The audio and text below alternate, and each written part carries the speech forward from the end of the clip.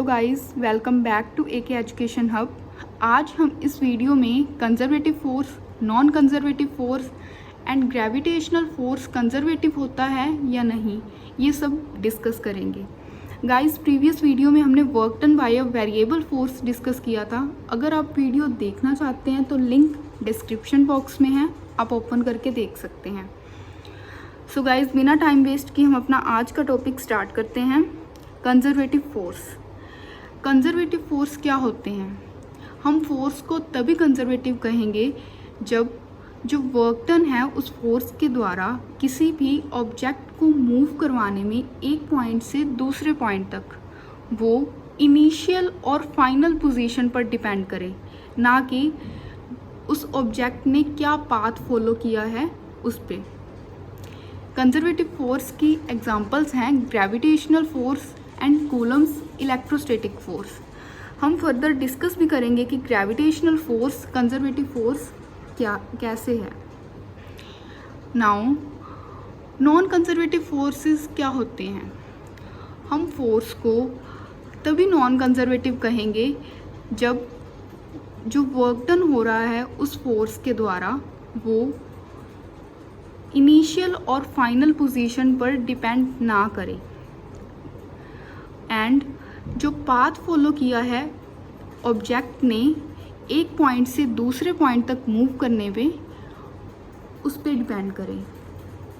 Non conservative forces की examples हैं induction force and frictional force.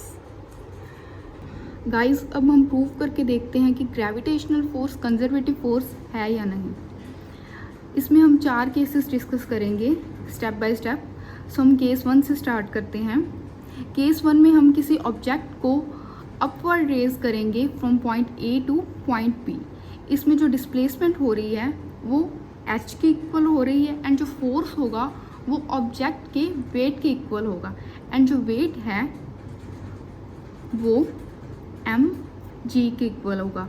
सो जो फोर्स की वैल्यू आएगी वो भी mg के इक्वल आएगी। नाउ, जो वर्क डन होता है वो फोर्स इनटू डिस्प्लेसमेंट होता है। वर्क डन, इसे हम W1 नाम दे देते हैं केस 1 के लिए। Work done W1 is equals to force into displacement, and here displacement is h. So the value of work done in case 1 is mgh.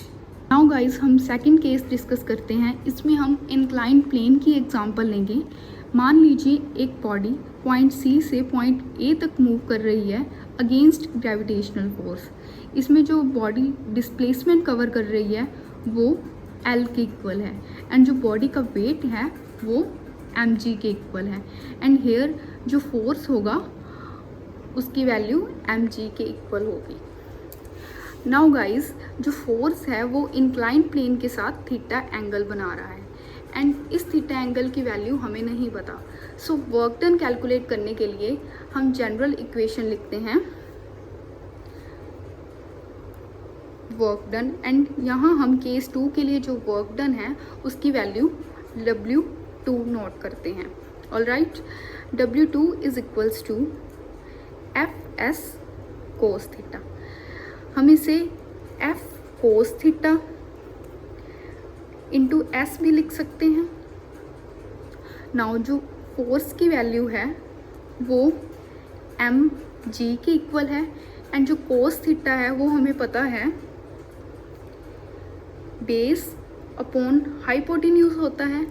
ये जो एंगल थीटा है इसके सामने वाला परपेंडिकुलर होगा एंड ये जो 90 है इसके सामने वाला हाइपोटेन्यूज होगा।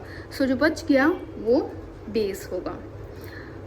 यहाँ जो बेस की वैल्यू है वो h है एंड हाइपोटेन्यूज की वैल्यू L है एंड जो डिस्प्लेसमेंट, जैसे कि मैंने आपको भी बताया है, जो डिस्प्लेसमेंट होगी वो L के इक्वल होगी।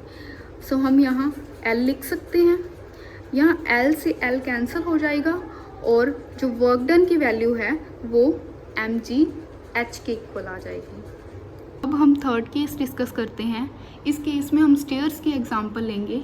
मान लीजिए कोई ऑब्जेक्ट थ्रू स्टेयर्स मूव कर रहा है।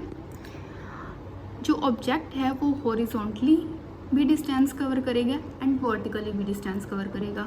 हम मान लेते हैं जो हाइट ऑफ वन स्टेप है वो h डैश के इक्वल है एंड जो हॉरिजॉन्टल डिस्टेंस कवर कर रहा है वो x के इक्वल है।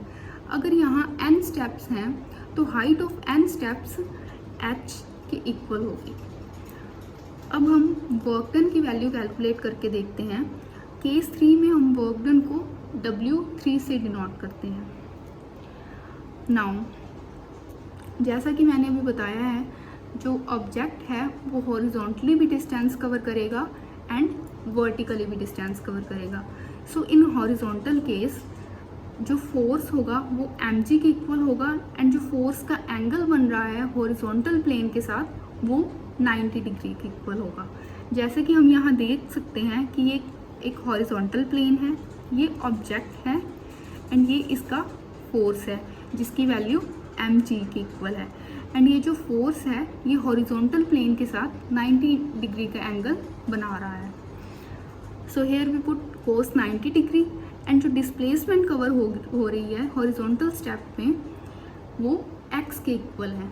So here we put x। Now जो ऑब्जेक्ट है वो वर्टिकली भी डिस्टेंस कवर कर रहा है एंड इस केस में जो फोर्स की वैल्यू होगी वो mg की इक्वल होगी एंड जो फोर्स है वर्टिकल स्टेप में वर्टिकल प्लेन के साथ 0 डिग्री का एंगल फॉर्म करेगा। So here we write cos 0 degree and जो हाइट है n स्टेप्स की वो h की इक्वल है। नाउ mg जैसे कि हम जानते हैं कि cos 90 डिग्री की वैल्यू 0 के इक्वल होती है। So here we put 0 and here जो cos 0 डिग्री की वैल्यू है वो 1 के इक्वल होती है। On solving this equation we get, इस केस में भी जो वर्क डन की वैल्यू है वो mg h के इक्वल आ रही है। नाउ इन फोर्थ केस हम जिगजैग पाथ की एग्जांपल लेंगे। मान लीजिए जो ऑब्जेक्ट है वो जिगजैग पाथ से मूव कर रहा है। सो इस केस में जो ऑब्जेक्ट है वो इनफाइनाइटेसिमली स्मॉल पाथ कवर करेगा हॉरिजॉन्टल और वर्टिकल डायरेक्शन में। सो जो वर्क डन होगा W, इस केस में हम जो वर्क डन है उसे W4 से डिनोट करेंगे एंड जो वर्क डन होगा वो mg h के इक्वल होगा। क्योंकि जैसे कि हमने थर्ड केस में किया है, जब ऑब्जेक्ट हॉरिजॉन्टल डायरेक्शन में मूव करता है तो जो वर्क डन की वैल्यू आती है वो 0 आती है, क्योंकि जो फोर्स है वो हॉरिजॉन्टल स्टेप के साथ 90 डिग्री का एंगल बनाता है। सो जो वर्क डन है उसकी वैल्यू 0 हो जाती है एंड वर्टिकली जब ऑब्जेक्ट मूव करता है तब वर्क डन की वैल्यू mg h के इक्वल आती है। सो इस केस में जो वर्क डन होगा वो mg h के इक्वल होगा। नाउ हम देख सकते हैं कि जो वर्क डन की वैल्यू है चारों केसेस में वो mg h के इक्वल आई है। सो हम लिख सकते हैं W1 is equals to W2 is equals to W3 is equals to W4। Hence जो ग्रेविटेशनल फोर्स है वो कंजर्वेटिव फोर्स है। गाइज़ आई होप आपको ये टॉपिक अच्छे से समझ आ गया होगा। अगर आपका कोई डाउट है तो आप कमेंट सेक्शन में पूछ सकते हैं। एंड गाइज़ अगर आपको वीडियो अच्छी लगी हो तो please like share and comment करना मत भूलना। Thank you.